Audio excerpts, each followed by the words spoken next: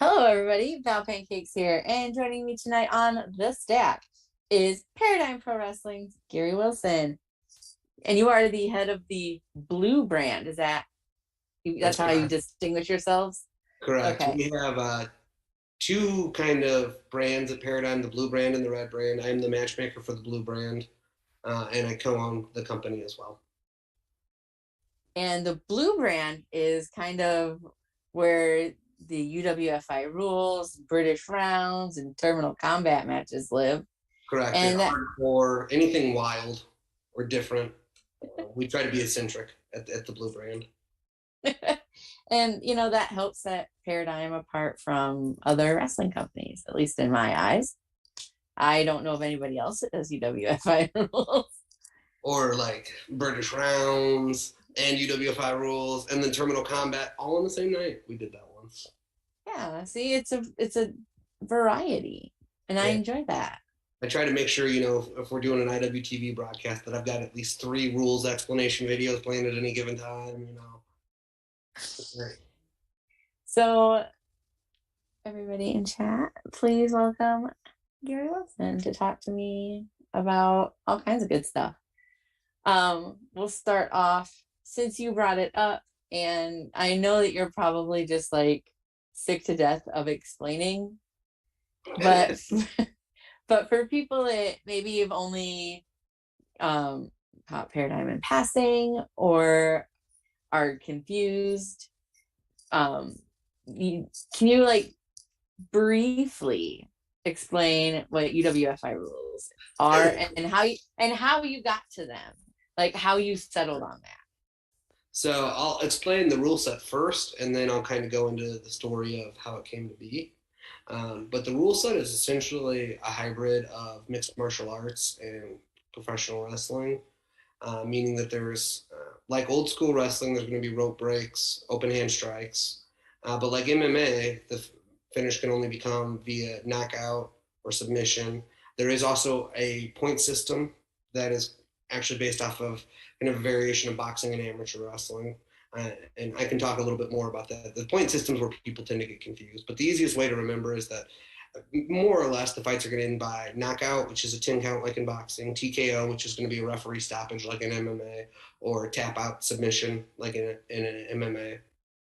Then there is a point system that kind of enforces the rule set. If you break the rules, you lose a point. If you use a rope break, you lose a point. You start with 15 points if you run out of points by committing fouls or using rope breaks or being knocked down. You lose 3 points if you're knocked down from strikes. You lose the match. But points finishes are very rare. 99% of our fights end with a finish. So like the main thing to remember is just it's a fight. So like go into it more like you would watching MMA than you would going into watching wrestling. Um, the way I got into it was growing up. How we paradigm came to UWFI rules, so to speak, is growing up.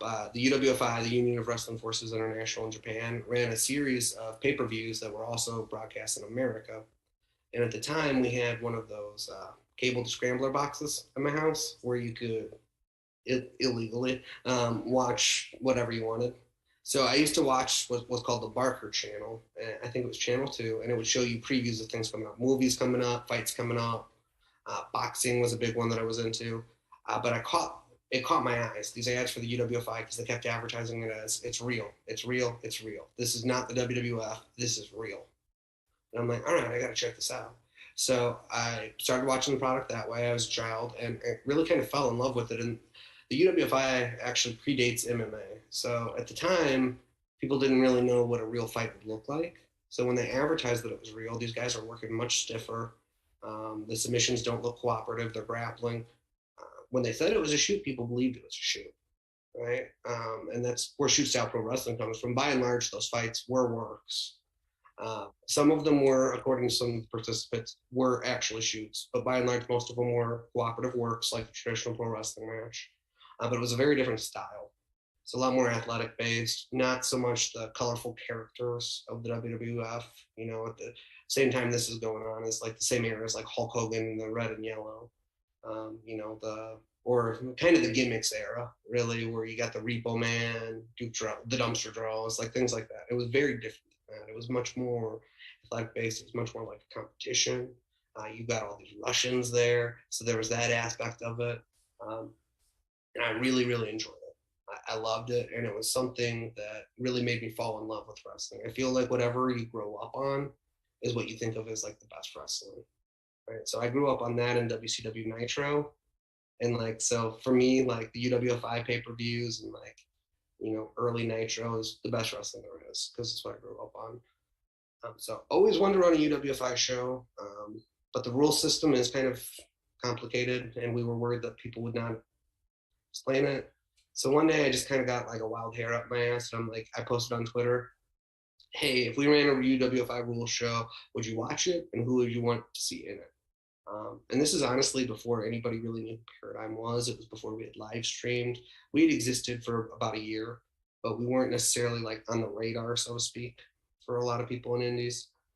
And that tweet ended up becoming our highest performing tweet ever. Uh, and so I'm like, oh, maybe there is interest in this. I'm like, all right, well, now I guess I got to do it. You're committed now. Yeah, so we just started putting it together.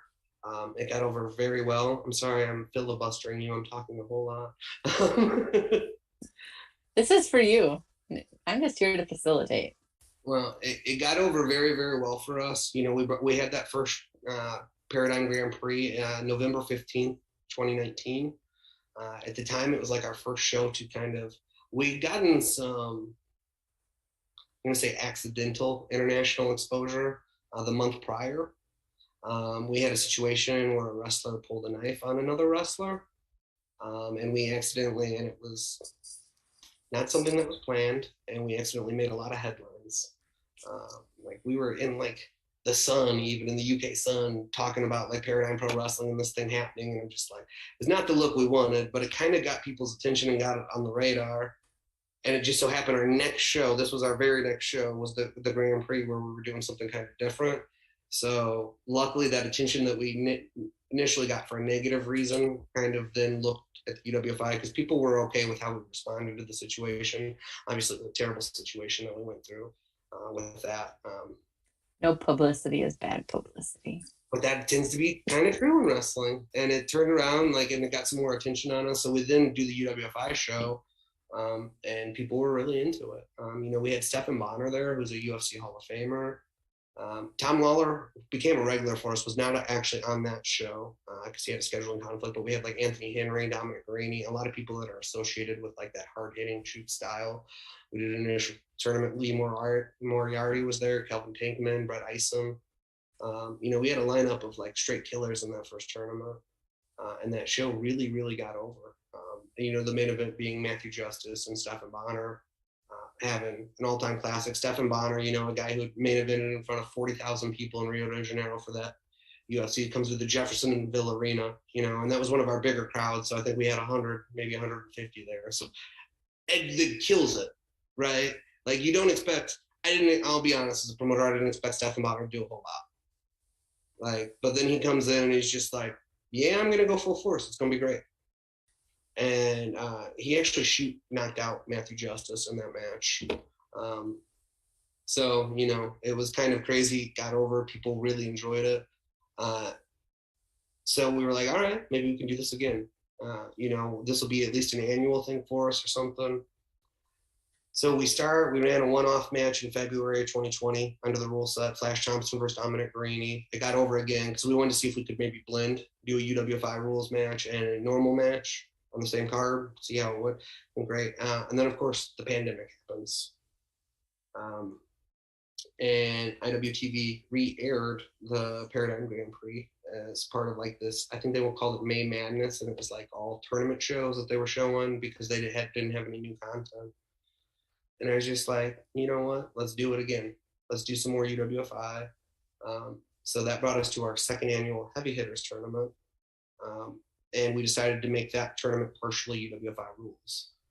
And that was our first live stream. That was July of 2020. We were one of the first major kind of indie shows back, and one of IWTV's first major live streams back. They'd done deathmatch shows in June I want to say we were one of the first non-deathmatch show. We might have been the first non-deathmatch show back, other than like the GCW shows up in Indianapolis. But as far as like on IWTV, we were one of the first. So that was a really big audience for us. So we did it again with more UWFI, and people really liked it. And from that moment on, I think we've been pretty associated with UWFI, and we run half our matches under that. We run, half our shows are blue brand shows, half our shows are red brand shows. The blue brand shows include WFI. So I just answered in 14 minutes, just filibustered you with that answer, but that's how it came to be. That is what I was looking for. Like, again, I'm not important. You're the guest. You're the one that people want to listen to, and people get plenty enough of me. So, so this is your time. So you kind of told me, how you got to UWFI and how that came about. How did you decide to create your own wrestling company, though? Like, to kind of back it up before that, I guess. Sure. I've been in and out of wrestling for a number of years. There was a promotion that ran in Evansville called Coliseum Championship Wrestling that used to run weekly at the Evansville Veterans Memorial Coliseum, which GCW's actually got a show coming up there July 4th. Really cool venue. But there was a weekly promotion there that ran in a 6-sided ring. And I started going to those indie shows as a college student. They, have 10, 14 people in attendance. They were every Wednesday night, but like nobody showed up to them. And I was talking to Walt, who was the booker then, and I'm like, let me try and help you do some promotion for this. There should be better people here. This wrestling is really good. And he kind of started breaking me into business from there. So I was around it there, kind of fell out of it. Went to law school, graduate school, and I was like, kind of got back into it, and I was like, I want to do this. So I started training to be a wrestler. I actually trained under Matthew Justice to wrestle. Did not have a very long or illustrious wrestling career. I think I probably had less than a half dozen matches. My body didn't really take to it. I was A, terrible, and B, very uncoordinated. But you tried it, So I tried it. Ended up with post-concussion syndrome from it, which was not ideal to be going through during law school, which is pretty academically intense. But I kind of figured out, like, hey, I can't do both of these right now. But that's where I made a lot of my initial kind of contacts in wrestling. Fast forward a little bit, I'm working in the Pennsylvania State House. And there's a story coming through with the Athletic Commission because blading is, in Pennsylvania, blading is a felony, right? So they have an athletic commission. If you blade, it's technically a felony, but they can't enforce it because you have to evidentially prove somebody bladed. So they were trying to make it so the athletic commission could issue a civil fine for blading, which is a much lower standard of evidence. So they could charge, fine somebody $5,000 for blading. And this is largely in response to CZW, why this stuff was happening. And I'm like, this is kind of an interesting story. And I was working for a journalistic bureau that had some libertarian leanings, like they hate government regulation at the time. So I'm like, let me do a story on this and see if we can't, get to the bottom of it. So I started researching for the story, and I met a guy named Chuck Williams, who was known as Rockin' Rebel in ECW, and he had a pretty terrible ending if you Google him, but he was nice to me. I'll say, unfortunately, he turned out to be a murderer, but he had a promoter's license in Pennsylvania, further broke me into the business, taught me a lot of his, how things go. So that's my next exposure to wrestling. Fast forward, I moved down here for my real job. I moved down to Southern Indiana, and I've made some friends going to IWA Mid-South, and we get an opportunity to get involved with another promotion and help them with kind of the booking and the promoting of it. The money person pulled out of that promotion, but we decided to go forward with it anyway. And that's how Paradigm kind of got formed. At the time we started at Prodigy Pro Wrestling. We changed our name 7-8 months in. We had falling out with one of the people that was involved. There was originally 5 of us. There's 4 of us now. So when we kind of had that falling out, we changed the name thereafter. And that's how we got started. But I kind of had a weird exposure, on and off. I flirted with the idea of wrestling. got out of it. But it's something, I've always had a lifelong passion for. Always been very interested in. Uh, but that's how we got started. The story of paradigm. Yeah, and I think everybody, all four of us that are there full time, has a different kind of story of how we came to it. We're an eclectic bunch, which I think is reflected in the in the product. A lot of us are very different. Yeah, well, and I guess that's something that I enjoy about paradigms generally, is that there are a lot of different types of matches, and you do the UWFI stuff and British rounds and terminal combat. Which have you guys done one or two terminal combat shows? We've done one. The second Terminal Combat Part 2 will be July 15th, streaming live Okay, on TV. because like I remember watching the first one, and like I was super enthralled. I was like, this is great and awesome and crazy. Terminal Combat was one. So the name reference actually comes from a movie that's got Ken Shamrock in it. It's the movie is called Champions, although the movie should just be called Terminal Combat. The idea, this is it came out when the UFC was kind of new. The no holds barred thing was big. John McCain calling it human cockfighting. That era. They make this movie where Ken Shamrock's like the baddest man alive, um, and it's about this underground fight league run by Danny Trejo. It's a great movie, by the way. You guys can find it for free on YouTube. It's called Champions.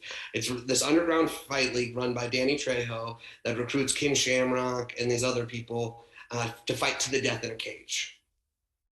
And they call it Terminal Combat is the name of their combat league. So that's where the name came from.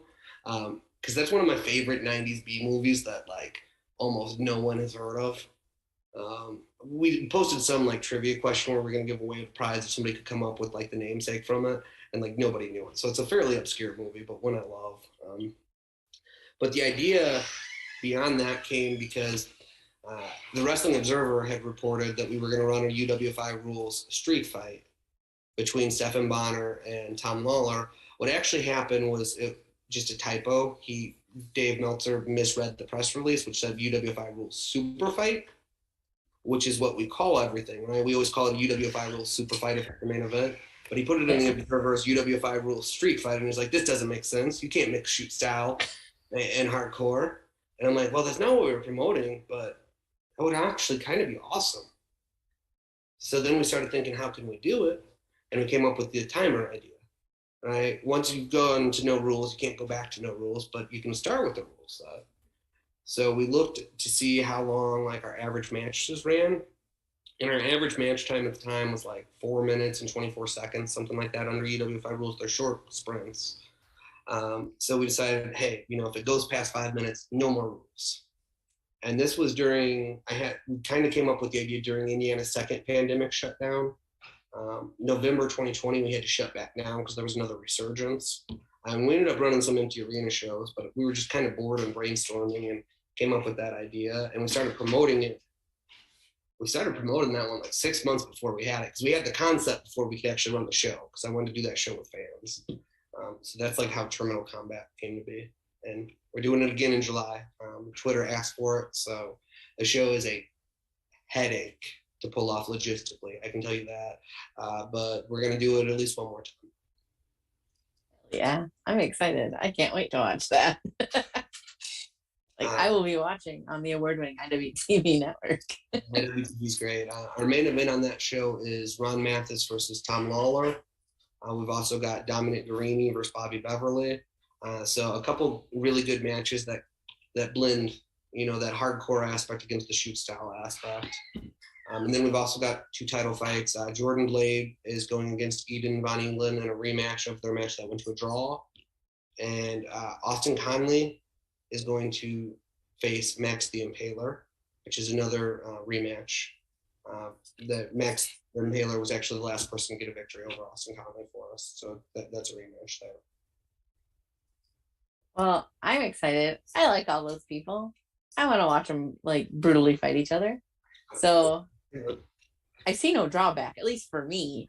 I'm not doing the promoting or the fighting or the logistics of all of this. I'm just a fan, and Oh, I'm glad that I can be a fan by with these things. So it's just hard to run hardcore right now because like with the pandemic, building supply costs went way up. So like the I didn't cost even think of that. of people don't realize this because like we buy, you can often get doors used, but in a pinch we buy our doors new. And the cost of doors has like tripled since I started running shows. So people don't think about that. When I do a match with 7 doors, that match is very expensive to run on an indie wrestling card and hard to pull off. So like that's why terminal combat's kind of hard because you know in theory we've got 7, 8 hardcore matches. The weapons budget is a lot. I always like wonder, like in my head, like how do you get all of these things? Because it does seem very like prohibitively expensive in some ways. So like part of me just like I don't know. Like I saw like a somebody was joking around and posted on Twitter about a Craigslist ad for a free door, and I was like, I know a ton of people that would jump at a free door. My wife legit saw a door on the side of the road once, stopped and put it in her car and brought it home so we'd have it for a show. So yeah, people do jump for the free doors. Um, we, I mean, the light tubes as well. If you can get that stuff used, it's great. But when you got to buy new, and we have had to buy new before, it gets very, very expensive. The Very, light tubes is another one that I'm kind of like. There's so like companies use so many light tubes, and like to just buy them all new and then just smash them, like that's gotta cost so much money. But like it looks really cool, and I really like the sound of like light tube blast. It's like a little rain stick. It's calming. so our show at the Collective 2020, we were running a bit behind schedule in terms of like procuring weapons, and we had 3 death matches on that show. So we actually went to Menards, which is a local home improvement store, and bought all We of have the. Menards here. Okay, Menards is great. I love Yeah. Menards. We actually got corporate account Menards for weapons. We bought every new light tube they had that would fit it. So I think we used like 800 light tubes or something crazy that show. Maybe not 800, but a lot. I don't know. It was super expensive. Probably not 800. 800 is too many. I don't know. There was a ton of glass on that. If you watch that show from the Collective, there was 3 matches with lots and lots of glass. I was at that show. That was one of my favorite shows we've done. I think. I had a blast that whole weekend. That was honestly the first indie wrestling thing I did outside of my local area. And boy, howdy, did that really start me on a path that is very expensive but enjoyable. Yeah, I mean, indie wrestling is expensive for everybody, including the promoters. I can assure you of that. Um, but you know, it's a passion project for all of us, so it's worth it. Like, what's like, so other than just buying outright and like probably Craigslist free ads, like, what are some of the weirder places you've procured weapons? Anything like crazy weird or just like mostly normal stuff? Well, this is a trade secret, but we're not the only promotion that does it. Habitat for Humanity has what are called youth stores. So those are very popular with wrestling promoters to buy used doors. We had another wrestler who was the property manager of an apartment complex, and they were actually remodeling and replacing all of their doors. So he kept all of the old doors. They were getting rid of their closet doors. So people who don't know this, we had a run of doors matches in 2019. The reason we had so many was we were rich in doors. We had as many doors as we wanted from this apartment complex. So we created one of our signature match types, which is a best of 7 doors match. Now when I run that match is almost prohibitively expensive because I got to buy 7 doors, but these doors we were able to get basically for free from an apartment complex. That's awesome. Like that's the best. You're like, we had just doors coming out of our ears. So we're like, yeah, best of 7 doors. We got so many laying around. The rest, and I'm not going to give his name because I don't want to get him in Oh trouble. no. The property management place didn't know he was doing it, but he came up with the idea for the match. He's like, man, I got all these doors. We got to do that. We got to just use these. And I'm like, all right, we can do that. Got all these doors. Indie wrestling's great. But who has had the most influence on you both in and out of wrestling? Just kind of transitioning out of UWFI and doors to you. Gary the man. In and out of wrestling. And they can be different people if that is. Out of wrestling, my biggest influence has probably been my father, just in general. My dad is not a wrestling fan, but in terms of like pushing me to go to law school, get my law degree, become a lawyer. I used to live abroad. I lived in South America, helping me do that. That kind of formed the core of who I am, I think, even more so than wrestling. So I'd say my dad there. Inside of wrestling is tough because if I give if I name certain names, certain people would get mad. If you don't want, if you want to, no, I'm going to answer, but I'm going to go way out of the blue and answer people won't expect. I'm going to say Ian Rotten. Ian Rotten and John Thorne. Go into their shows and seeing how they promoted wrestling and they came up with it. I don't get along with Ian Rotten now. John and I are friends, but I don't get along with Ian just fine. But I respect his product. I respect his vision. He had, he ran some great shows, and same with John Thorne. And those were shows I used to go to and see, and they formed a lot of my opinions on what I like and introduced me to a lot of talent. You can still see the Ohio influence from AIW, I think, in Paradigm. We've got a lot of talent from Ohio there. That's yes, a little unexpected, but just because I am very new to independent wrestling, but if it's somebody that I've heard of in presented in a specific way, it's always interesting when people kind of like, even though they have a reputation, they can still do some good. Yeah, I mean, you gotta, yeah, a good show is a good show, kind of regardless, and you can learn from it either way. We try hard at Paradigm to be positive with the community and only have people in the community that we would want to hang out with and be friends with outside of wrestling. But that's not always historically been the case in wrestling.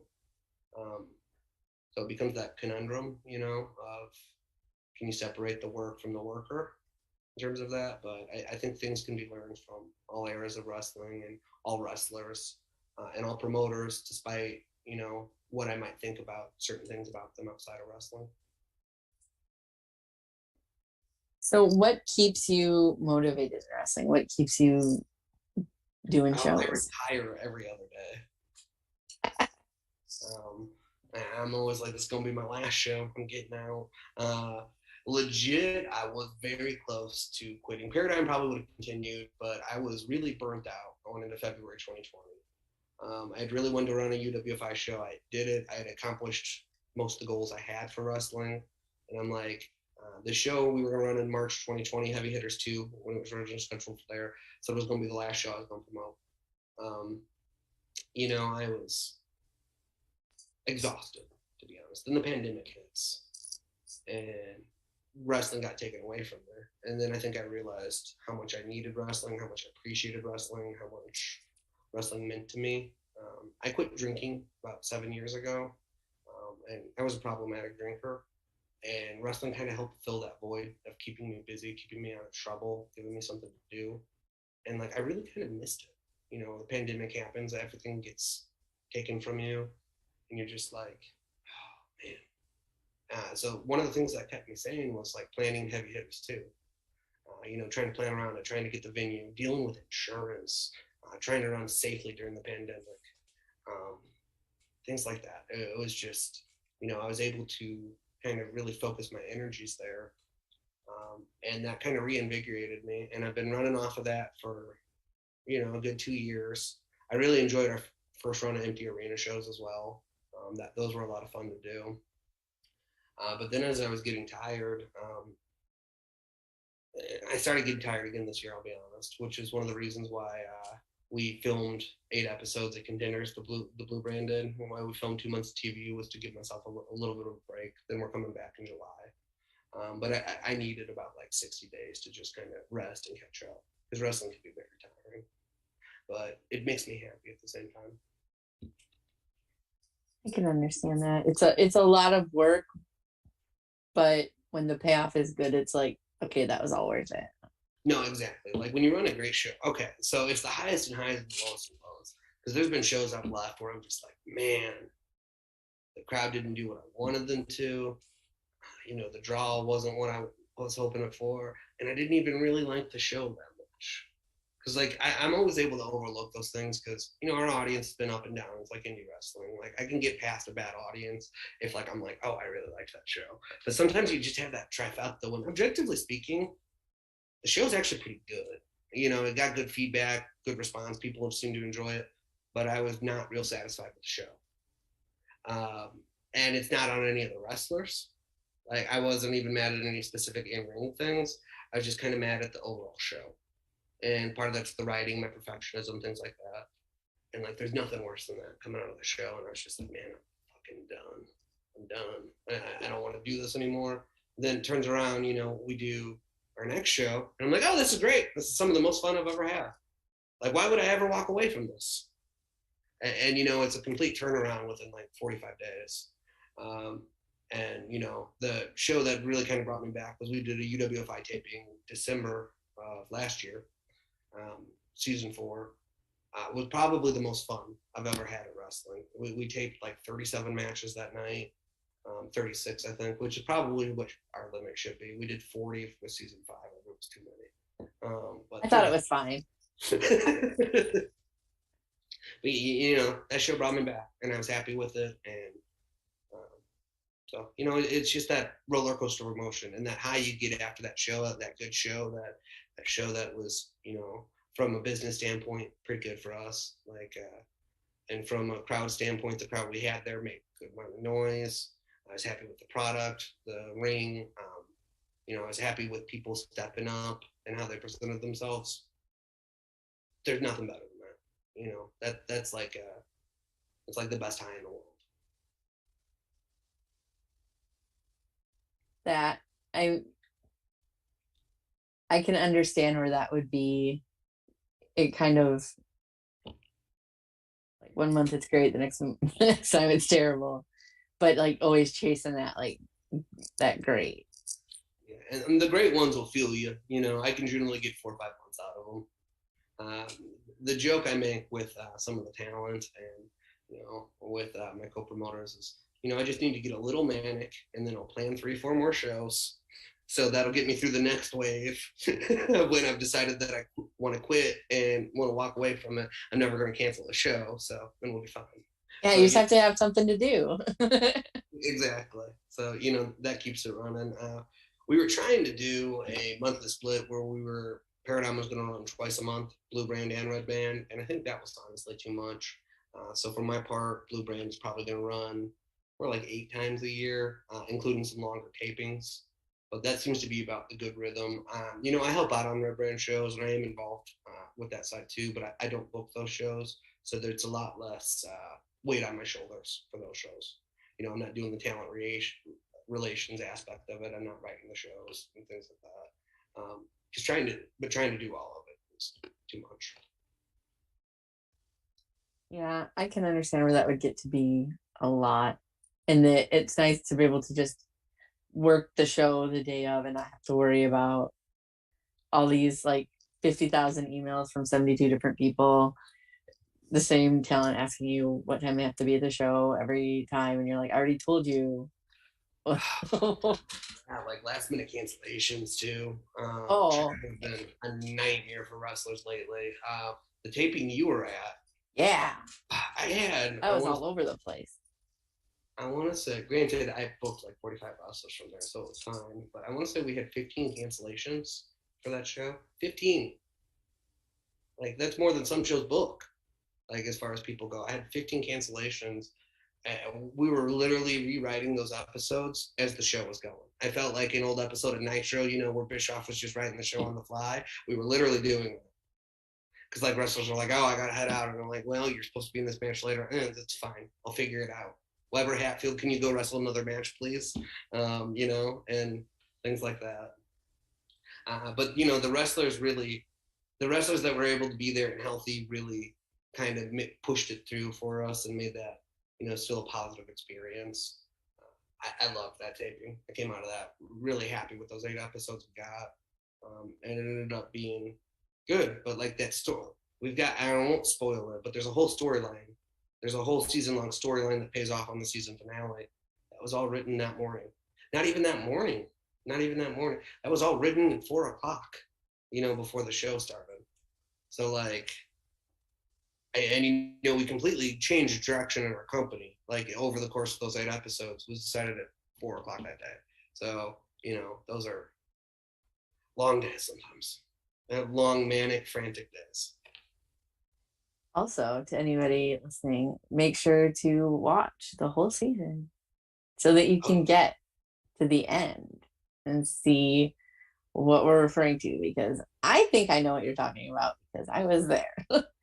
Sure. I'm sure you do. Fairly certain that I do. But I'm not going to tell anybody because I'm not going to spoil it. Gotta watch. I'm bad about it too because I forget, like, oh, it's a tape product. Not everybody's seen it yet.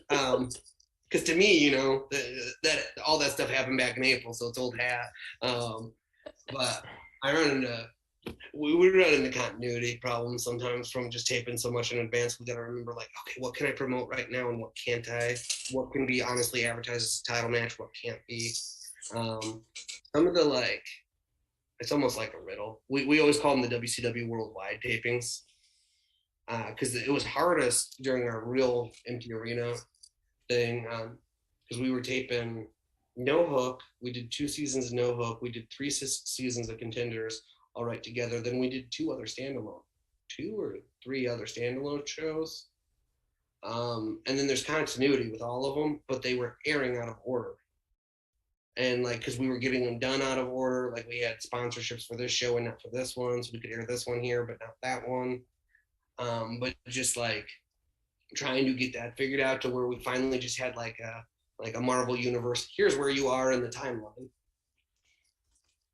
So to kind of explain things, because No Hook, Jay Rose was doing the editing on that, so and it was running a little bit behind, but Contenders was ready to go. But Contenders technically took place after No Hook, so it was I don't know. It was kind of fun though. It was kind of fun, in a puzzle sort of can you keep this continuity straight? And then people are writing some blogs or on Twitter trying to figure everything out, and they're making some good points. And I'm like, man, I didn't even think about that, but that does make sense. But they're like, oh, look at this brilliant writing that they built this up over the thing. We did not. That was total luck. But I'm glad you thought that we had that much foresight. I think it's cool to see an indie company that can tell stories like that, because not every indie company, but some indie companies, and don't get me wrong, great too, where there's not much story. It's just this is a great match, and I like those shows too, a series of just dream matches or whatever you want to call it. But I do enjoy the story aspect of some of the things that y'all do at Paradigm, and how you build up feuds, and it kind of makes those seem a little more special. I appreciate that. A lot of our creative, I'll be real on this, is just ripped off of MMA I watched that is older, so our audience doesn't remember it. I always joke with Rin, one of our ring announcers, thinks I'm very creative and smart about certain things, and I'm like, no, I'm just referencing things that happened before you were born, just to wholesale ripping them off. It's funny. You're just too young to know that I'm ripping it off. But that's what wrestling is recycling tributes, pulling things out and putting it together to form something new. So we do try, especially like the Blue Brand. Like I know there's some general thought that like since we run shoot style and we're more straightforward in our wrestling style that maybe we don't tell stories, but we do try to tell stories. They're just presented in a different manner, and sometimes they're presented more like rivalries or like long building feud things. Like Ron Mathis and Bobby Beverly is a good example for us at the Blue Brand. They've actually been feuding for 3 years now. So like going on and off. Now that's not 3 years of constant matches like it will be in the WWE. They've only had I would say 5 matches in that time period, 5-6 matches in 3 years, which is a lot of matches. Don't get me wrong, but it's not like we've got them interacting every week. But the core nucleus of it is these two guys are pretty similar to each other, but they hate each other, and and they're going to probably fight for all of mankind. That's probably our Flair Steamboat of it. They're going to fight for always because every time we do it, it is good at selling tickets. It's a good mover for us as a draw, so we go back to it a lot. And B, it's good in ring every time. So we'll come back to it a lot there. But we do try to tell some stories. Now, it's not going to be your stories like, your Gene Snitsky just killed my baby, or we're married sort of feud. It's going to be like more like Big Beef's feud with Lord Crew, where he's like, Lord Crew's beaten him twice and he just can't get over it because he's undefeated otherwise. But Lord Crew, no matter when they face him, gets the better of them. And that's the whole crux of the feud. So like there is a story there. There's emotion and passion, but I try not to be as out there, I guess, as some other story-based places. I'm not creative enough to do a Chikara storyline, so to speak. Well, and the I guess again having, as you know, been at the tapings, the overarching story of the tapings is kind of, without giving anything away, like that kind of had like a good like fulfillment at the end. I try to. I am probably guilty as a promoter of hot-shotting things more than other people would. Especially in the South, a lot of the products that you guys follow, they will try to do longer builds. And I've tried to do those, but indie wrestling will indie wrestle me every time. And like somebody will get signed or injured, and then I can't actually blow off this feud I've been planning on blowing off for years. Like the best laid plans will fall apart. So anymore, I'm like, I've got this idea. Let's just go ahead and do it. And like, we'll try to tell that story in a more condensed. It's easier with the tapings because then I know that I'm going to have from, episode 1 to episode 8. But like, we'll try to more subtly plant seeds for future shows, but just in case we can't go back to it. Like one of my frustrations right now, and it's not on either guy, they've both got great opportunities, but like Lord Crew versus Big Beef, we're doing these PPW rewinds to rebuild that because originally they were going to do part 3 in Terminal Combat, but neither guy actually is now available for the show just due to scheduling conflicts and everything else. But that's wrestling for you. That's just what happens. And even though that's already in the episode, like it ain't that big a deal. We just move on. We'll come back to that match when we can. So it's a double-edged sword, but like, because it's hard sometimes to actually get the payoff that you want, that you spent, a year building. Well, I'm excited to see how all of that plays out with your upcoming Terminal Combat. I'm really excited for it. I hope that everyone continues to watch on IWTV for the UWFI Contender Series that you taped. I'm fairly certain I was in the building till like 1:30 in the morning. But I will say, of all of the independent wrestling shows and venues I've been to, y'all have the nicest chairs. Really? Because they're really yeah, they're really squishy ones. A lot of butt padding. So I'm gonna sit there for 5 hours or whatever. First compliment I think that building has been given, perhaps ever. The bathrooms were a little to be desired, but they worked and functioned as bathrooms. I heard that was an upgrade. No, here's the thing. The bathroom is so much better than it was 2 years ago. Here's the thing. Like, I know they're not great, but it's so much, we're trying. It's so much better than it used to be. And I actually, Steve was on Twitter talking about there's toilet paper in the Jeffersonville Arena now because we bring toilet paper there. It's indie wrestling. Yeah, Nina, I think, was telling me that the bathrooms were an upgrade. They I was really really, are. I was really excited to go to the storied Jeffersonville Arena and watch wrestling in it. So I will say, like I said, those chairs, top chairs. Well, So here's the thing, like, all right, famous venues aren't always all that comfortable. Like the Sportatorium sucked, and that's a really famous venue. So like, it's not just like on the arena. I like the arena. I like the aesthetic there.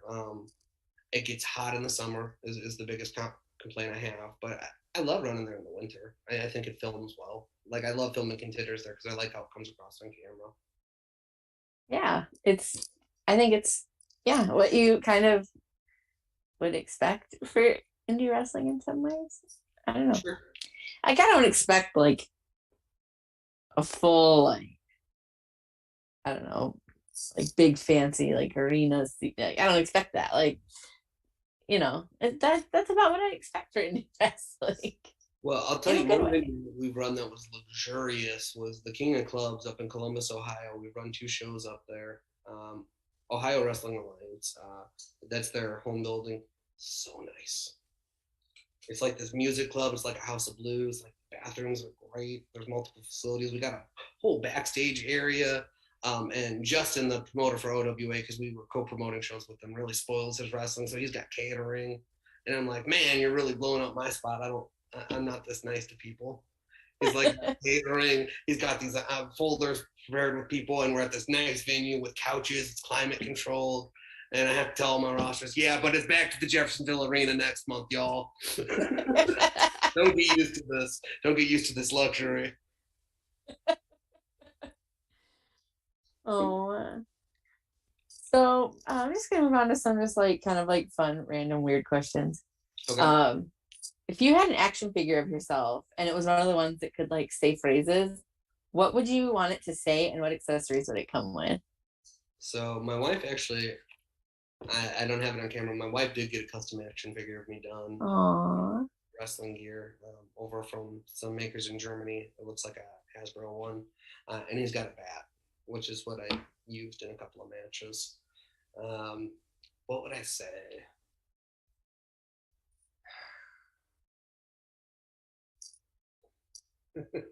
I guess without being, there's a few. There's a few, and I think the workers will appreciate this. This might go over the heads of other people. When I ask a lot of people, how do you feel about hardcore? That's worker specific, but I think I've probably asked everyone on my roster that at a different point. Another one would be, hey man, how you feel about working more than once tonight? That's another one I think everybody's heard. Jordan Blade and Dom Greeny, I think now expect that they're going to work 4 matches when they come in for Blue Brand taping, regardless. My favorite story on that once is I booked a tournament show.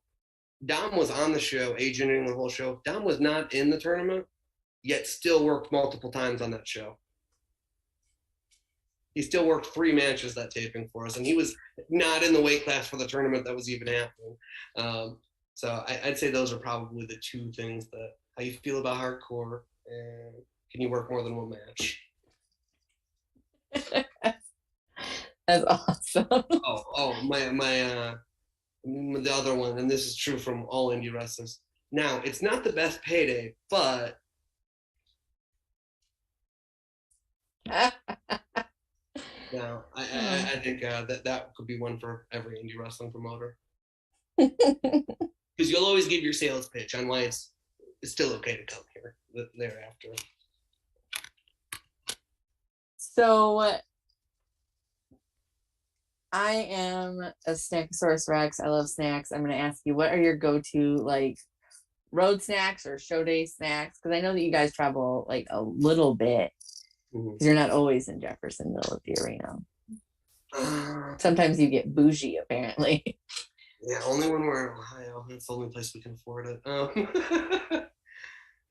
My go-to road snacks would probably be I really like cheese danishes. I love a cheese danish, but not like a fresh one from the bakery. I don't want that. Don't like those. I need that one that's in that plastic packaging that's been on that little Dolby shelf for maybe a year. It's probably shelf stable, but it's like nice and soft and it's got cream cheese on that. Probably my go-to. I'm also eat a ton of cookies. Um, if I can stop at Sheets, they've got a burger with mozzarella sticks on top. And whoever thought of the idea of mozzarella sticks, they've got a burger that's topped with, I want to say it's provolone cheese, mozzarella sticks, and marinara sauce. It's so good. It's so good. Sheets versus Wawa, like Sheets wins every time. And if you disagree, you're wrong. I've never been to a Sheetz or a Wawa. All right. Well, that's the classic wrestler Twitter debate. Wawa Yes, people, you're wrong. Sheets is the best. I've seen that. Here we have Casey's and Come and Go. Casey's is good. Casey's pizza I'll eat. I grew up with the Casey's. Casey's Um, Pizza's lit. I used to actually ride my bike down to a Casey's when I was a kid and get some of their pizza. So I enjoy their pizza. Then, and I'm going to say slushies. Slushies are probably like a Slurpee is my other go-to. Do you have a flavor that you prefer? Frozen Coke generally is going to be my favorite. I Excellent also choice. people, if they ever see me at a show, I drink way too many energy drinks. I have recently cut down on them for some health reasons, but I will still drink an energy drink or two a day. I had to switch though my soda to fucking caffeine free, which is terrible. This caffeine free Diet Coke is bullshit. But I All had the to terrible parts of Diet Coke with none of the payoff. None of the payoff whatsoever. The caffeine free Coke Zero is better than the caffeine free Diet Coke, but it's harder to find as well. Diet Coke is what I drink when I like want to punish myself for like I want a pop so bad, but I'm like because I just know that I shouldn't drink that much soda. Sure. But like Diet Coke. um do you have any pre-show rituals? Chain smoking is the biggest one. I sadly smoke cigarettes. Me and Cam is another promoter for PPW. He also smokes. So we will smoke and pace around the parking lot a lot is a common one. Um, the night before, prior to the pandemic, Cam and I had a ritual where we would always go see a sequel of some sort prior. So like, it didn't matter what the sequel was of. It just had to be a part 2 or more, or a prequel. It had to be, something from an existing franchise. So a new Fast and the Furious movie, a new Star Wars, whatever. We would do those before shows. Now we go to this little fast food chain we've been going there a lot called Golden Twist. It's not a chain, it's an independent fast food company that's got like ice cream and burgers. Me and James Duncan, who's one of our production guys in commentary, will go and have a burger and kind of talk and commiserate. Bitch about whatever it is to bitch about, whoever we're mad at right now, whoever I'm mad at right now, generally. I don't stay mad often, but when I'm mad at someone, I get very dramatic. So we'll go and talk about that. Those are probably like my biggest ones. For a while in the Jeffersonville arena, it was like go clean the flooding out of the basement. Go because the basement sub pump was not working well. So there was No. a push thing on there, so you'd have to push some of the water out into the hole to make it go down. So I did that once for hours prior to UWFI Contender Season 2. So that was the worst ritual probably. And then I ended up none of the wrestlers even used the locker rooms because it was an empty arena taping, so they all just stayed around the ring. Because I got it as dry as I could, but it was still damp down there, so people were like, we'll just be up here. And it's like, I hope I don't get canceled because this is supposed to be an empty arena taping, and it doesn't look empty because you all are ringside, but they did have out masks and everything. It was just the wrestlers that were on the show. Well, I mean, it turned out okay. Yeah, it worked out fine. Those shows were a lot of fun. So we've talked a lot about the shows that you've done, but do you have any like really horrible, like either really funny or like just like everything went wrong show like stories? Yeah. Like I feel Everything goes wrong every show. Um, um, like that's the biggest like one that you remember that you're like never again, or probably okay. So for our show at the Collective, right, Matthew Justice really wanted to do a Clockwork Orange House of Fun match, and like I have a hard time saying no to Matt, so I finally said yes. But where he got me was he's like, we got to get this kennel fence, and it was expensive. He's like, I need 2 panels of it. He's like, I'm only gonna break one panel so you can return the other one after the show, which is something that indie promoters definitely do. He broke both yes of they them do. within like the first minute of the match, and it's like, well, that one's not going back to Menards. Um, so we will not be doing any more Clockwork Houses of Fun matches because that was very, very expensive. Um, but in terms of everything going wrong, oh, one time Reed Bentley broke a ceiling fan too at the American Legion, and I start shouting at him like, "Why'd you break a ceiling fan?" And like this is on camera. He's like, "Why would you book this match in this building?" And I'm like, "That's a fair point." And then luckily we go to intermission, but like you can't really hear us on the stream because I watched afterwards, but the front row crowd definitely got this like is happening like right after. And I'm like, that's a fair point, Reed. Why would I book this in this building? Um, because I think it was him or Murdoch like broke a ceiling fan. Justice used to break things, I think, just to mess with my head and then throw them at me. So like stuff like that because we try hard. Shug D broke a pillar at our anniversary show. Shug D versus Myron Reed, a match you wouldn't think would be like. Yeah, that's not like hardcore guys or like deathmatch guys. No, it's like we've got a 5-way death match on that same show. They didn't break a pillar. Shug D and Myron Reed broke that pillar though. And that's another one on the stream. You can just see it because he does 2 spots into the pillar, and I'm just on camera. Shug, get off the pillar! Because I'm like worried about losing this building because that's a thing that promoters have to deal with. The American Legion was totally chill. It was we did have to pay to replace that pillar, but it was I don't know that it was the same pillar, but when Unsanctioned ran that building, they also broke a pillar. But like what freaks me out for people that haven't been in the American Legion, there's these 4 pillars. They're load bearing pillars. Right? So stay off these pillars. There's this cheap we just break the drywall, but they're actual joists in between them that hold up the building. So like don't do a spot into this pillar. Like it's not a good idea because we run for the people that haven't been to the American Legion.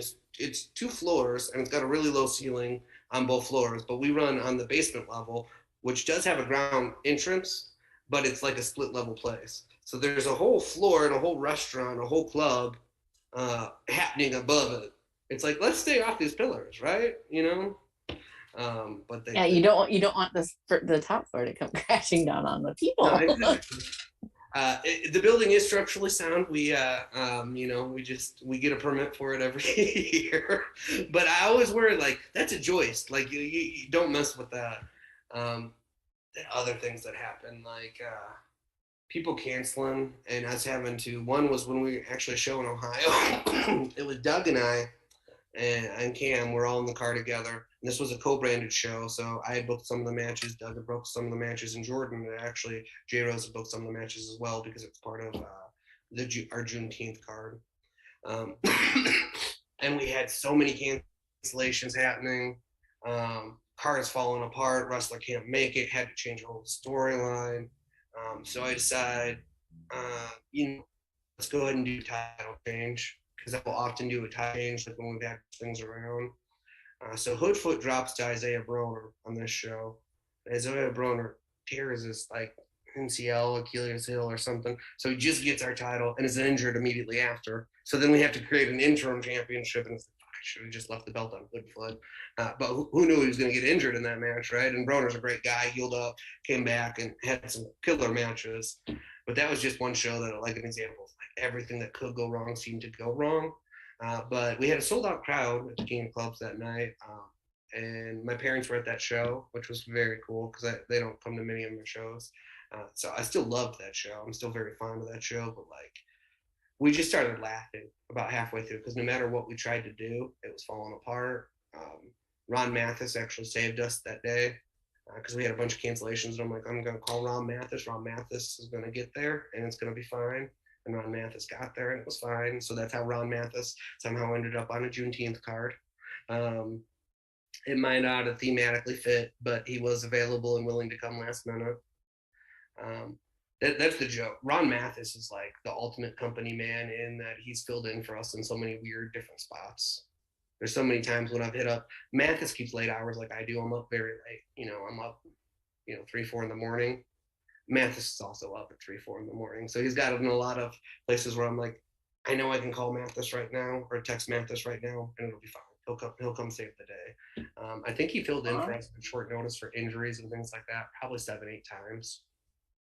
And then at that point, like this was earlier on, I'm just like, I should probably just go ahead and book Mathis preemptively for every show now.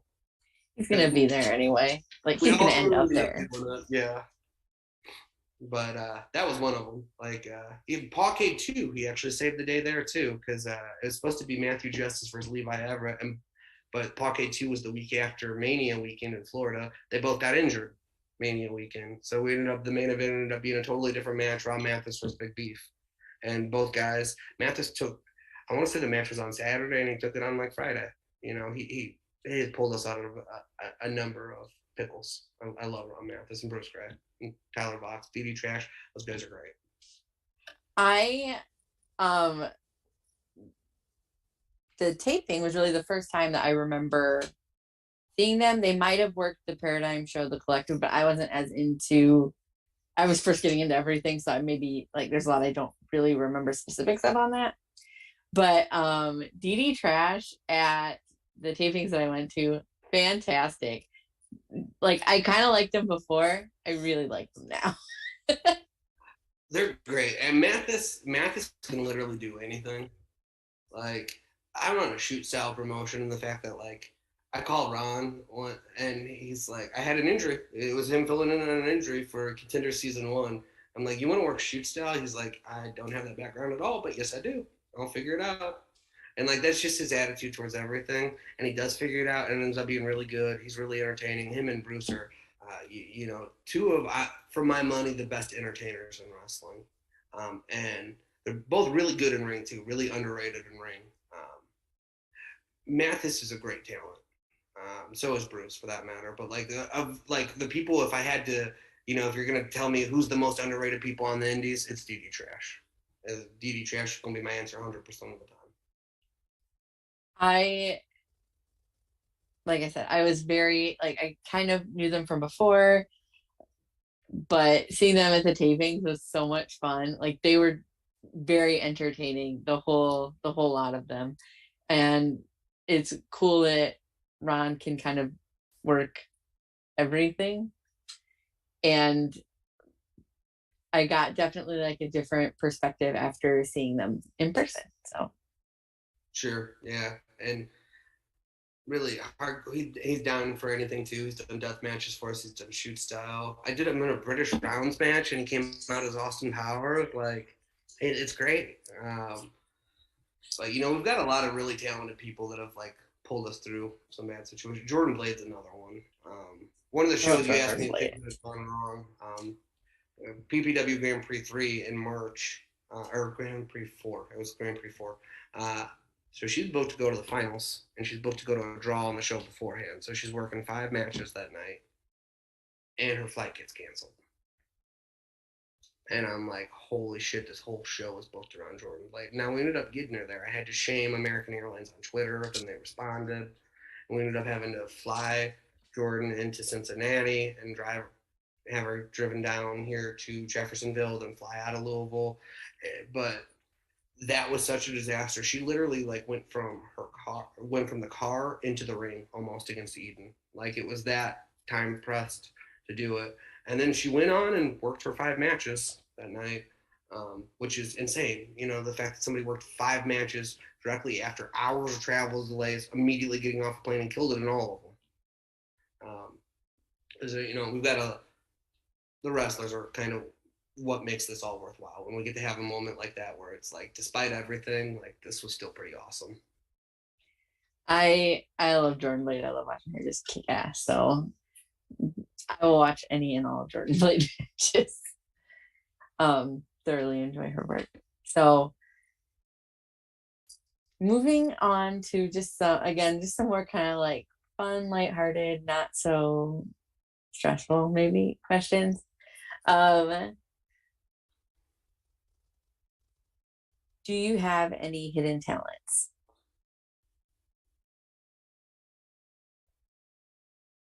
Mm. It can be anything big or small. Maybe you can juggle. I don't know. I cannot juggle. I assure you, I cannot juggle. I'm not a very good singer. Um, I'm a licensed attorney, but that's not really a secret talent. I'm great at arguing, but that goes with being an attorney. I think I'm a moderate to passable booker for wrestling. Hidden talents. Um, I used to be a writer, so I guess maybe that. A lot of people wouldn't know that about me. I was actually a published journalist for a long time. I speak Spanish. A lot of people might not know that about me. Um, I'd say like if I had hidden talents, those would be two of the bigger ones. Okay. Yeah, I can't do those things. So talent to me. Um, if you could go back in time, what would you tell a 10-year-old version of yourself? Oh, that's a good one. My go-to answer is really silly, but it would be Trevor Court needs to be paradigm champion. We need to completely rewrite the beginning of the company, how we did it. I would rewrite it so he won the initial title tournament. It was our initial champion, and we built to it. The other one would probably be I'm gonna make this wrestling related because I can't think of it in personal life things. Other things, if I could go back and change, Matthew Justice should have won our title at some point when he was here during like the height of his run. Like something that I would go back and change that. Outside of wrestling, what would I change? I don't know that I'd necessarily change anything. My life has been kind of a roller coaster, but like I've got to do a lot of cool things. I got to live in South America for a while. I got to live in Europe for a while. I run a wrestling company. I'm happily married. We get to travel a lot. Like my life's pretty cool. Like I like my life a lot, so I don't know that there's necessarily anything I'd change. There's plenty of things I'd change wrestling booking wise, though. Looking back. Your child will be like, I don't understand this now. And you're like, but you will. I guess one thing. My mom passed away in October, and my mom and I were not close. I was raised by my dad and my stepmom. So if I could go back, my mom and I were close for times, but we had some political disagreements. I'm far more left of center than she was. Maybe talking to her a bit more. We did get close again right before she passed, but maybe talking to her more. I guess if I had to change one thing, that. Okay. What is the biggest animal that you could take in a fight with just your hands? Oh, maybe a And chihuahua. I can't fight. Like I used to be able to handle myself, but I'm out of shape. I'm gonna make it about 15 feet. If I have to run anywhere. Um, I got like 3 punches before I'm totally blown up. Um, and so like, because my rule of thumb with dogs is I would never have a dog unless I was confident if push came to shove, I could kick its ass. Because my dad's first wife, my sister's mother, they had I want to say it was a Rottweiler, and they had it for years. And it was fine. One day it turned on her and put her in the hospital. You never know with dogs, like, right? It just yeah, snapped. This is a dog, that they had photos when the dog was a puppy with the babies. Like, it was the nicest dog in the world until one day it wasn't. So, like, my rule of thumb is, like, if I'm going to have a dog, I need to be sure that I can take it in a fight. But right now, my confidence would just be a Chihuahua, I suppose, which are my favorite kind of dogs. Anyway, they're great. I used to have one. Love Chihuahuas. sure. So, how do you take your pancakes? Like, are you just what do you use for toppings? What kind of pancakes do you like? Like, I had some chocolate chip pancakes this weekend, actually. I really? do enjoy chocolate chip pancakes. Um, I'd say pancakes aren't my favorite, though. Don't get mad. I prefer French toast. Okay, at least you didn't say waffles. Oh, no, waffles are trash. I love Waffle Thank House. you. I love Waffle House, but waffles are trash. Waffles are trash. I go to Waffle House because I love the hash browns. But French toast. Same. So I get the Philly steak hash brown bowl from Waffle House. It's my favorite. Well, That's I like my just get favorite post show ritual. on the off chance that I'm near a Waffle House. The closest one to me is like 2.5 hours away. On the off chance I'm near a Waffle House, it's always just hash browns and bacon for Val. Hash browns and bacon. That's a simple order. I get the Philly steak hash brown bowl, add tomato. Um, and I love, we actually did a whole feud once built around Waffle House. And one also built around Denny's. So we clearly have, food on the mind. But we did a whole feud where Yo-Yo was insulting Waffle House and Chase Holiday was defending the honor of Waffle House. I recall this. Memes posted back and forth. I think they did promos in the Waffle House parking lot. And that was the same Waffle House I go to after every show. So, Paradigm is very pro Waffle House. We are less pro Denny's because Denny's always messes up our food. But Denny's has pancakes. IHOP is hit or miss. IHOP, the last time I went to IHOP that I can remember, Cam, our co-owner, was with me. I actually had a sign that says, basically, this is not exactly what it said, but it basically said, if your visit is terrible, please call this number. Like, they just knew it was going to be bad going in. Like, we just manifested it, and like they tried to recook my food like 4 different times, couldn't get my order right, kept just bringing me out, and it was the manager at this point. I had ordered a certain kind of burger, and they kept bringing out food that was not my burger. Like the first, they bring me out a chicken sandwich, and I'm like, it's not even me trying to like be petty or complain. I'm just like, I ordered a cheeseburger because this is when they were trying to do the International House of Burgers thing, and then they bring me back pepper cheeseburger, which is just covered in jalapenos, and I can't eat it because it's too spicy. So that's more or less. Waffle House never fails me. I'm a picky eater, and so I special order a lot of things, and I try to be really nice, understanding about it, but I do kind of get like 0 to 60 pissed in like 2 seconds when it's like my food isn't correct. I eat out pretty constantly, so that's a theme I deal with in my life. We don't cook a whole lot at home. I like to eat out. And, as all the signs and all the restaurants say, the whole world is short-staffed right now. So I try to deal with it, but my order gets messed up a lot. My DoorDash gets messed up a lot. I'm exchanging angry text messages with DoorDash support on a weekly basis.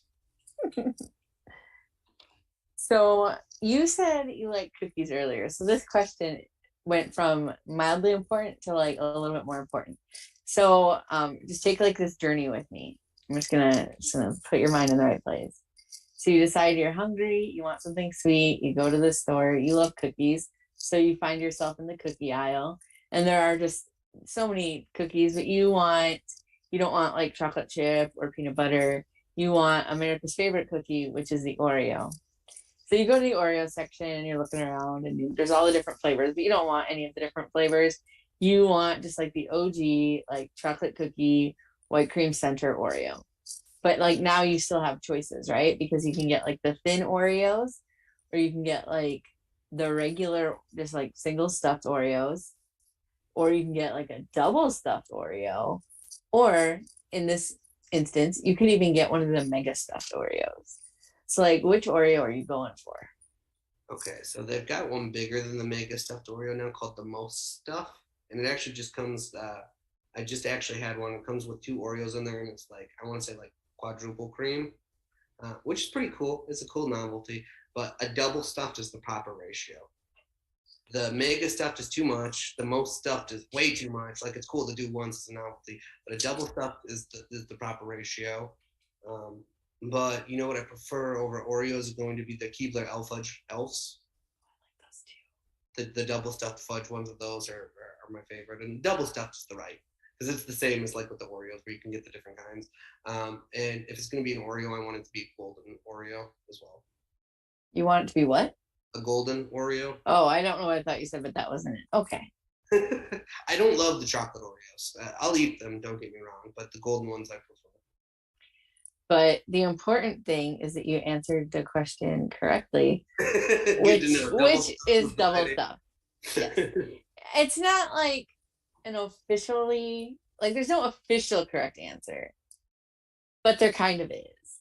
And No, it's I double agree. stuff. There's a right and wrong answer there, and double stuffed is the right answer. Absolutely. Um Now kind of done with the Val questions. Now it's time we go to Christopher for questions from chat. Yes, we have a few questions from chat, and Gary, you can stay because you answered correctly with the double stuff Oreos. I'm good to know. So we'll roll right into them. Drinking at Moe's was in the chat, hanging out. Had a few questions. I want to kind of combine two here. So they said with NJPW doing a lot of work in the States, are there any thoughts of bringing in some of that talent? And then also asked, who's some people you haven't booked that you'd want to? So kind of combine those two questions together. New Japan. Yeah, New Japan's got some great talent. We actually did do some work with. We split flights with them for Tom Lawler. I PayPal'd them once, and it was really cool because I get a PayPal receipt from New Japan Pro Wrestling, which made me mark out a little bit. I'm like, hey, can I claim we work with New Japan now? Because we just split a plane ticket. Well, we didn't, but like, Zack Sabre Jr. is one of my favorite wrestlers ever. That there wrestlers we would like to book that we haven't brought in yet. King Mo is probably the top of my bucket list. King Mo Lawler, so he's done some work for MLW. He used to be Strike Force light heavyweight champion. He's another MMA crossover. I'd love to work with him. Ken Shamrock would be another one kind of on the bucket list of probably we couldn't afford in our current scenario, but would love to bring him in. Those would probably be the biggest ones for me. Kent Shamrock would cost a lot of doors. That's yeah. Yeah. And Severn costs a lot of dollars as well. But I will say we did reach out to Ken Shamrock for Terminal Combat 1, and we did not hear back from his agent for a year. But then they got back to me a year later.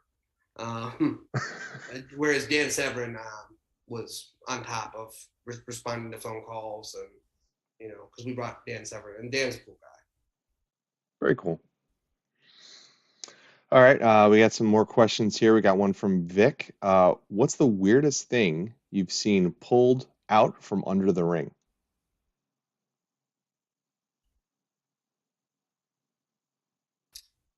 So, okay, weirdest, scariest thing I'm going to go with, and Don Greeny will collaborate this for me.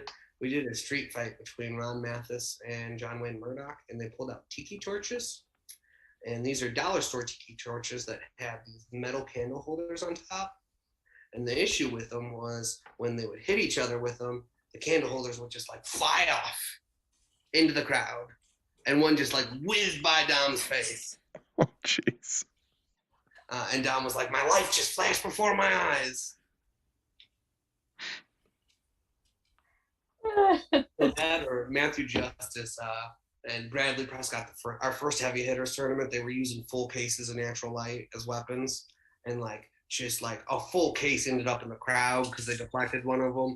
And it's just like raining beers on our audience. And I'm like, oh my God, the liability of this is just so much. It's just so much. Luckily, the fans were cool with it. Another Matthew Justice match, he throws a trash can lid into the crowd and it hits this child in Ohio. And I'm like, oh no. So those would probably be the biggest ones. The beer I could see the crowd being okay with. The child getting hit with the trash can lid, yeah, that might be. Yeah, the it's beer nobody Ohio. complained Maybe about. That happens. But what was funny with the kid, because the kid's very upset about it, Matt's trying to make him okay, and the dad's like, he needs to stop crying and get over it. It didn't hit him that hard. I'm like, it's kid, and I'm just like, I don't know what to do right now. I guess I'm on the dad's side because I don't want to get sued.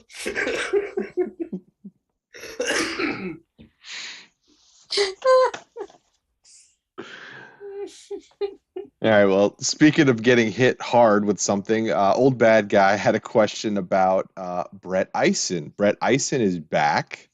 Is Brett Eisen possibly also going to return to Paradigm? I could definitely see Brett Eisen back in Paradigm. Brett does not like working UWFI rules. So he would probably be on the Red brand, but I could definitely see Red Ison come back to Paradigm. Brett's a great talent, great guy. Excellent. We'll look forward to that possibly happening. And one more question from the chat is from our VIP Vic. It is one of his staple questions. In your opinion, Gary, what is your favorite gear of all time? Any wrestler out there. So could be HBK's classic gear, could be Ric Flair Glacier. coming out in his Glacier. robe. Glacier. Answer here is Glacier. Glacier. Glacier. Hell yeah. Glacier. Full on done up, coming out with the snow coming down. Glacier. I mean, that's badass. I didn't mean to cut you off, but I knew the answer immediately. Hey, you're a man who knows what you like. That's great. I love Mortal Kombat, so Glacier was great. Mortis would probably be my second favorite. Yes, Mortis was a good one too. You did say you were a WCW guy, so it all makes sense. That's the golden era. Raven, I always enjoyed Raven's stuff as well. Just that grunge look, probably closer to how I dress in real life. So very cool. Love well, that was questions from chat. Thank you everybody for the questions. Gary, thanks for answering them. Val, it's back to you.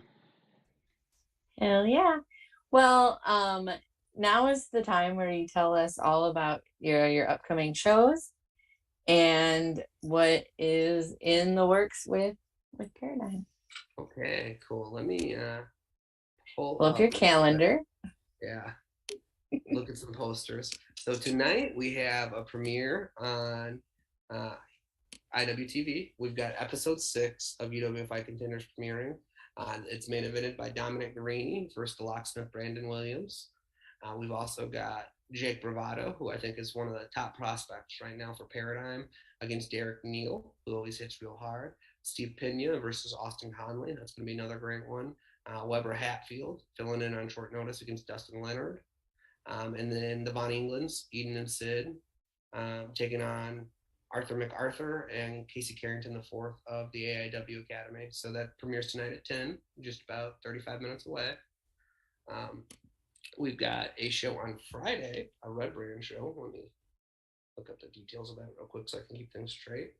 And that's called Sound the Horns. It's this Friday at the Jeffersonville Arena, so just 2 days away.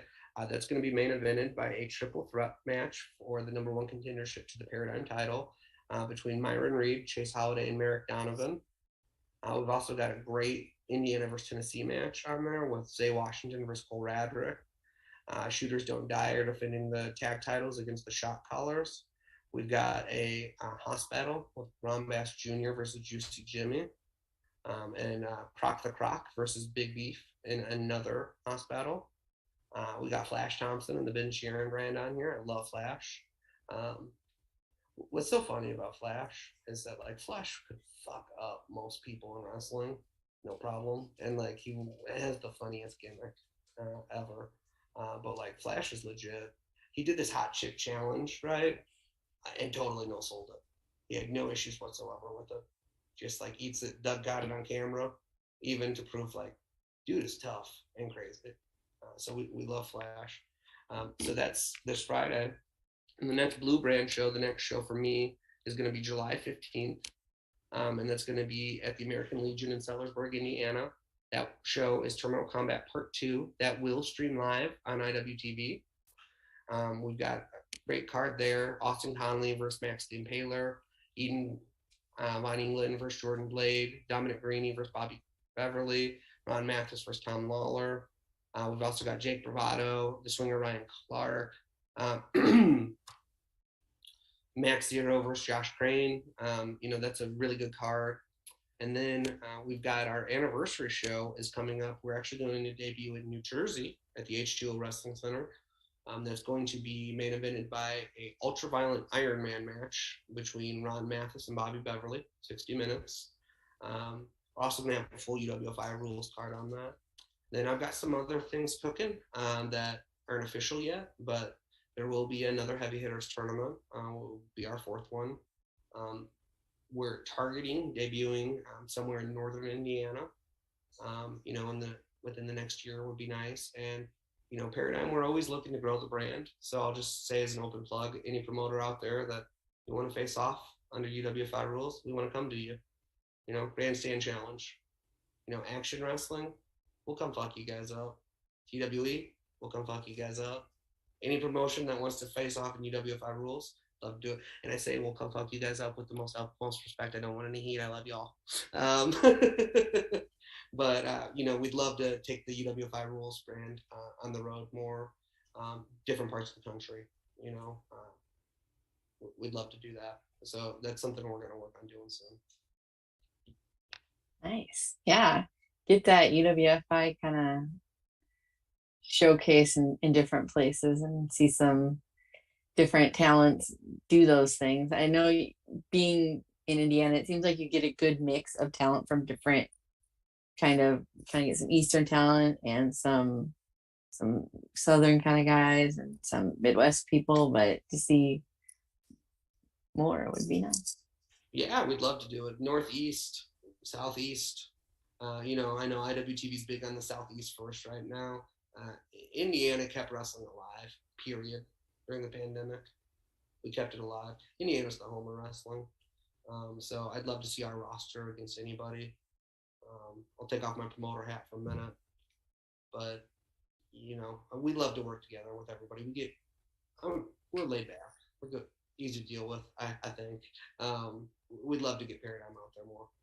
And not just in Southern Indiana. And that's why we love IWTV so much, getting to talk to people that aren't in Indiana, reading their reviews on Cage Match in German and going to Google Translate on those ones. And why is everything rated a 6? They'll be like, it was great. We loved everything. 6 out of 10. I mean, just come on, man, guys. At least 6.5. Well, thank you so much for hanging out with me tonight. I appreciate you taking the time to chit chat with me about all of the goings on with Paradigm. Where can people find you and Paradigm on social media? If you have Twitter, Instagram, Twitch, Facebook, YouTube, OnlyFans, TikTok, merch stores, plug it all. No OnlyFans. I don't think anybody wants that.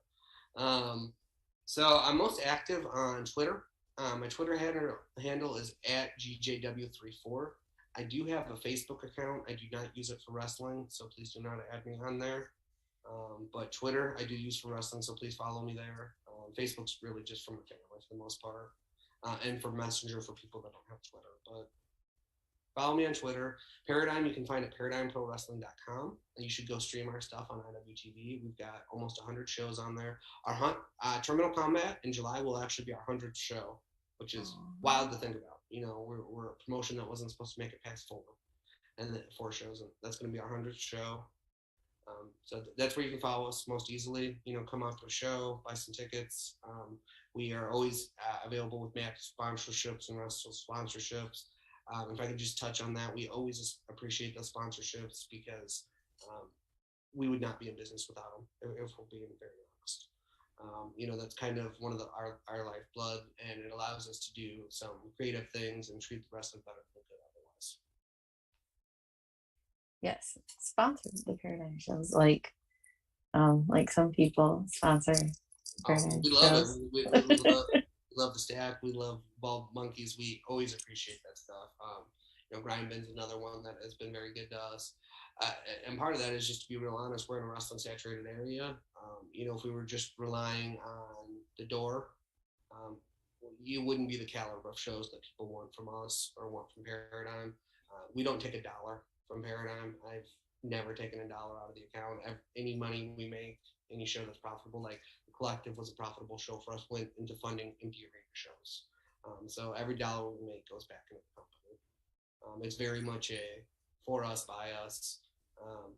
That's FUBU. I didn't mean to steal their thunder. But it's very much like we love trying to give a showcase for underrepresented wrestlers, give that spotlight to GLBT talent that might not otherwise, some underrepresented minority talent. We love having that open doors, and the sponsorships really help us do that. When we don't have to rely on the gate, we can really just showcase the best of the best. And that's why I do really enjoy the Paradigm product. watch the shows on IWTV as much as I can. Like I said, going to the taping was fantastic. I had a blast. Would go again given the chance. So go if you're in the area, like even if you're not in the area, drive 11 hours and and go to Paradigm. Please do. We actually had somebody fly in for our last UWFI taping. The creeps had to drive him back to the airport because he couldn't get an Uber from the Jeffersonville Arena.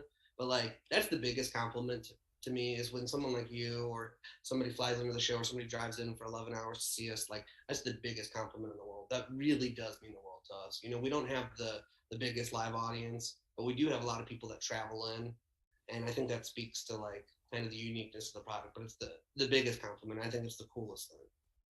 And we would not keep going if it wasn't for things like that. Very sweet. So go to Paradigm, worth it, especially if you go to one of the UWFI tapings. You will definitely get your money's worth. I think I watched like 40 matches. 40 matches with them that night, yeah. So plenty of time, comfy chairs. But once again, thank you so much for hanging out with me tonight. I appreciate you coming and talking with me. You don't have to do these things, but I appreciate that you do. Because... Thank you so much for having us. We really appreciate you and your support and the Bald Monkey support. Thank you guys for all you do for independent wrestling. Bless your heart. Thank you. So make sure to, in approximately 25 minutes, go check out the UWFI Contender Series airing on the IWTV network. Listen to me be really loud because I scream a lot, and I'm right by the camera, and you can just hear me over everything. But once again, thank you so much, Gary. Thank you, everybody in chat, and be sure to join us next week when I talk with the multi-talented Brandon Hamilton. So thank you, everybody, and thank you again, Gary.